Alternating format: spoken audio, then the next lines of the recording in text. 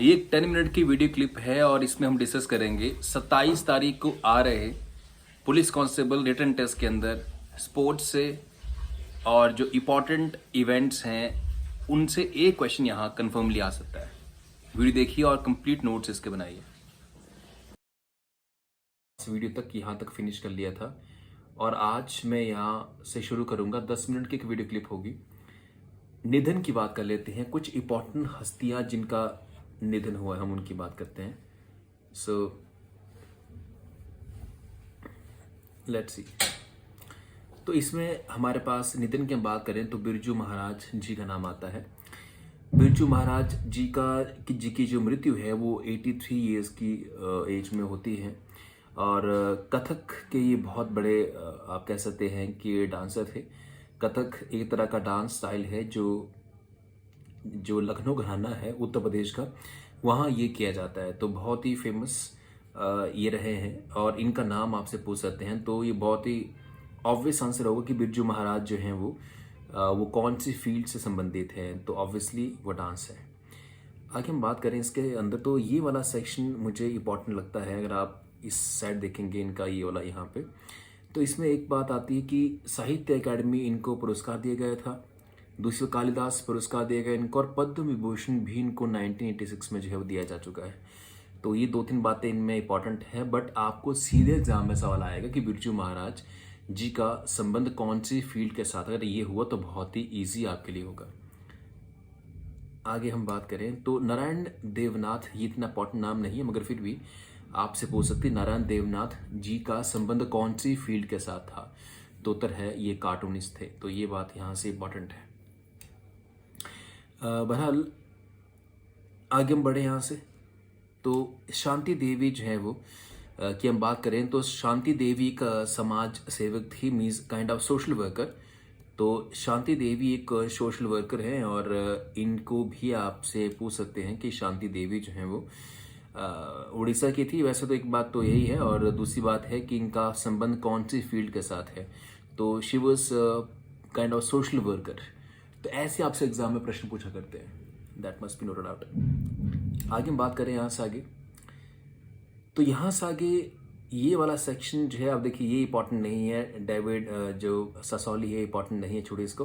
पुस्तकें, कई बार स्टूडेंट पूछते हैं हमसे कि भाई हमें कौन सी बुक पढ़नी, कौन सी बुक्स की लिस्ट हमें याद करनी चाहिए एग्जाम में जो आएंगी। तो पुस्तकों में देखिए 2 ही बुक्स यहाँ पे दी गई हुई हैं। आप 200 मत पढ़िए, 2 ही पढ़िए यहाँ से।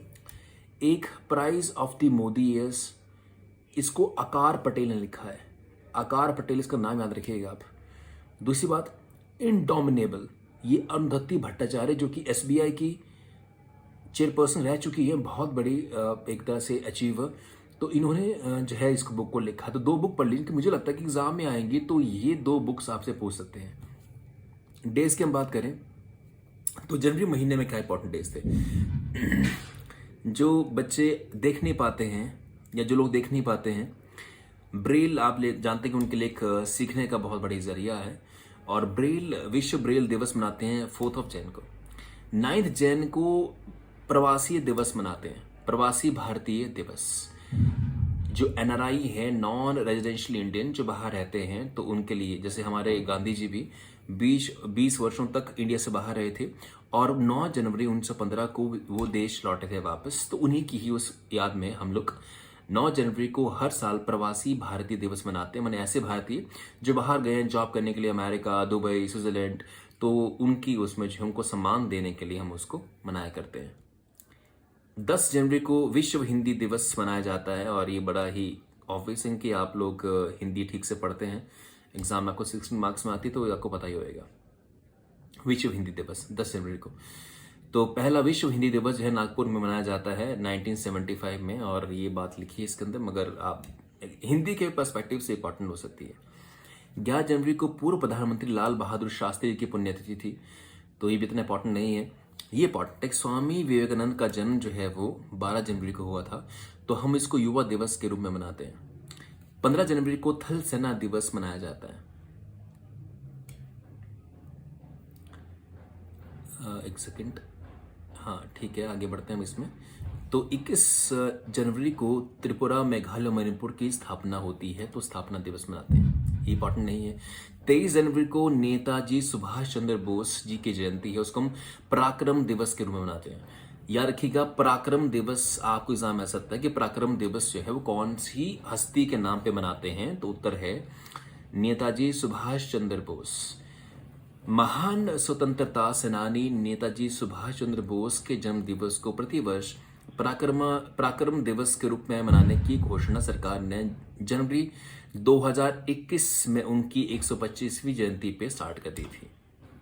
ऑलराइट, ये बात यहाँ से है। आगे हम बात करें, 24 जनवरी को राष्ट्रीय बालिका दिवस मनाया जाता है। कन्या भ्रूण हत्या जैसी सामाजिक कुरीतियों के बारे में लोगों को जागरूक करने के लिए मनाया जाता है। फिर 24 जनवरी को उत्तर प्रदेश दिवस है। हिमाचल के हो आप तो इतना इंपॉर्टेंट नहीं है ये, फिलहाल मुझे तो लगता नहीं है, मगर हाँ 25 जनवरी को हिमाचल दिवस मनाते हैं, ये इंपॉर्टेंट है। 25 जनवरी को जो है राष्ट्रीय मतदाता दिवस भी मनाते हैं, तो इसको आप याद रखिए बस कि जो नेशनल वोटर डे है वो कब मनाया जाता है। 26 तारीख को गणतंत्र दिवस होता है, आप तो जानते ही हैं, तो याद रखिएगा यहाँ से। 27 जनवरी को हॉलोकॉस्ट मनाते हैं, जैसे कि जिस तरह से एक बड़े स्केल के ऊपर लोगों की हत्याएं हुई थी, चाहे आप हिटलर की बात कर लीजिए, तो हॉलोकॉस्ट मीन्स बहुत बड़े स्केल के ऊपर लोगों की हत्या कर दी जाना। 30 जैन को हम राष्ट्रपति महात्मा दिवस की महात्मा गांधी जी की पुण्यतिथि मनाते हैं। राष्ट्रीय या शहीदी दिवस के रूप में इसको मनाया जाता है। अब कुछ फेस्टिवल हैं, जैसे कि राष्ट्रीय युवा महोत्सव 2022 जो है वो पुडुचेरी में मनाया गया। तो मुझे ये नहीं लगता इंपॉर्टेंट, बट फिर भी जो है आपसे पूछे एग्जाम में, तो राष्ट्रीय युवा महोत्सव जो है वो कहाँ मनाया गया है, तो ये एक इम्पॉर्टेंट सवाल बन सकता है। एंड अब आ जाते हैं खेलकूद के ऊपर।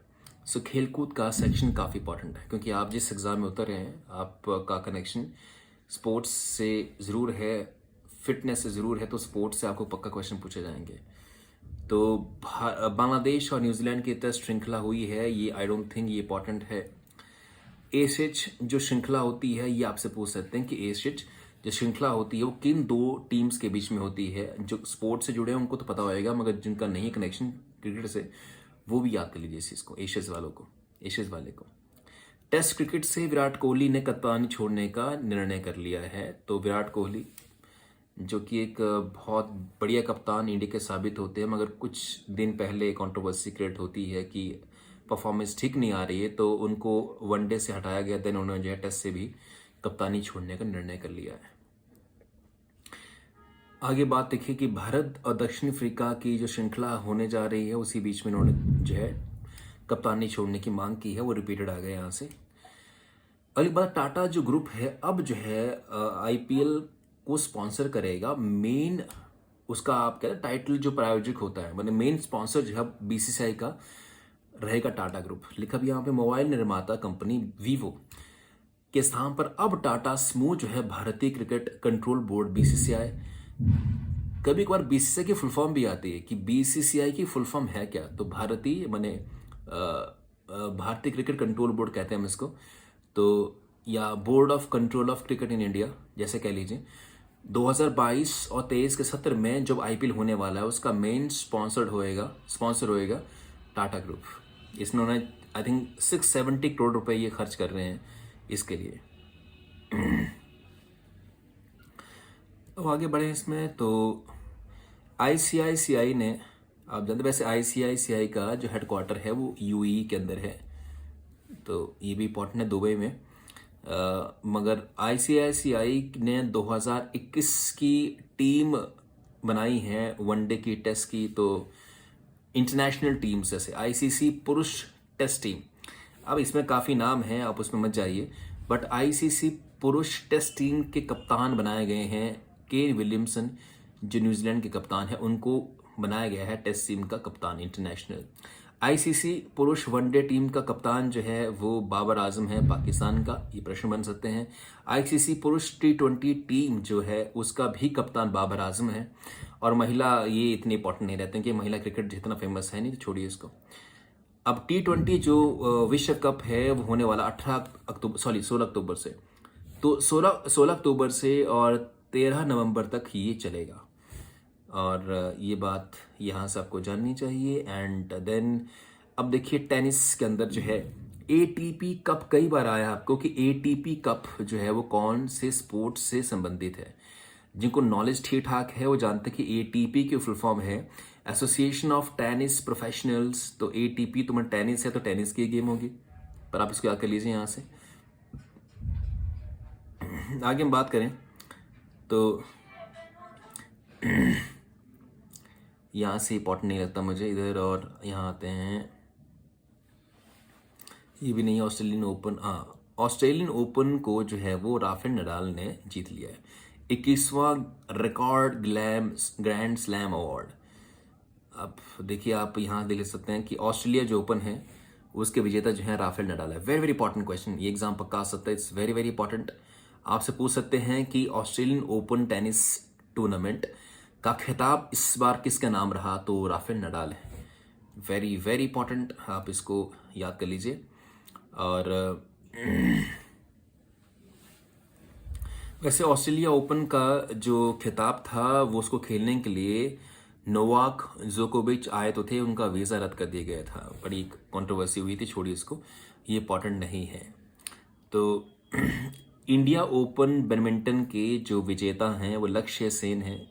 इंडिया ओपन कोई जानता नहीं है तो फिलहाल इसमें कोई मुझे नहीं लगता कि एग्ज़ाम आने वाली बात है इसके अंदर। तो जी अब यहाँ पे सईद मोदी इंटरनेशनल बैडमिंटन जो ट्रॉफी है उसमें पीवी सिंधु ने उसको अपने नाम किया है। तो ये बन सकता है कि Syed Modi international badminton trophy को किसने जीता है, तो है वो पीवी सिंधु, ये है। और अब आखिरी बात जो इसमें इम्पॉर्टेंट है मैं आपको बताना चाहता हूँ स्पोर्ट्स के नज़रिए से। तो पद्म जो पुरस्कार दिए गए उनमें 9 खिलाड़ी शामिल थे, और 9 खिलाड़ियों की हम बात करें तो सबसे इम्पॉर्टेंट या एग्ज़ाम में आ सकता है ना, वो है देवेंद्र झझारिया का।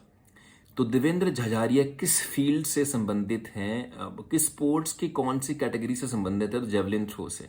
पैरालंपिक्स में इन्होंने जो है वो, पैरालंपिक्स उनके लिए जो कि पूर्ण रूप से जिनकी बॉडी जो है वो थोड़ा डिजेबल्ड है, ये तो सब कह सकते हैं कि उनकी बॉडी डिजेबल्ड होती है, पैरालंपिक्स में आते हैं वो।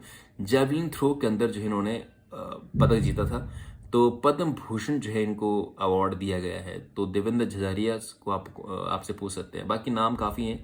नीरज चोपड़ा हैं, उनको जो है वो दिया गया पद्मश्री, इन्होंने भी जेवलिन थ्रो में स्वर्ण पदक दिलाया, और काफ़ी और नाम, वंदना कटारिया हैं, मगर ये नाम मुझे नहीं लगता इंपॉर्टेंट है। बस नीरज चोपड़ा और देवेंद्र झझारिया दोनों जेवलिन थ्रो के प्लेयर हैं, तो आप इनको यहाँ से याद रखें। एंड देन जो है शतरंज के अंदर मात्र 14 साल के एज में भरत सुब्रमण्यम जो है उन्होंने 73rd जो ग्रैंड मास्टर का अवार्ड है वो जीता है।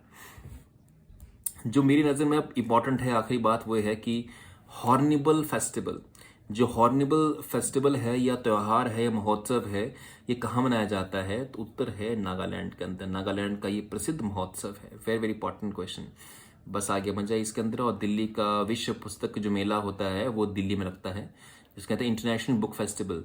तो विश्व पुस्तक मेला लगता है दिल्ली के अंदर, ये बात इंपॉर्टेंट है।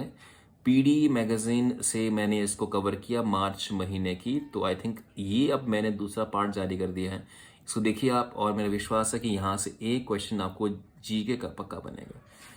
तो दैट्स ऑल, मिलते हैं नेक्स्ट वीडियो में।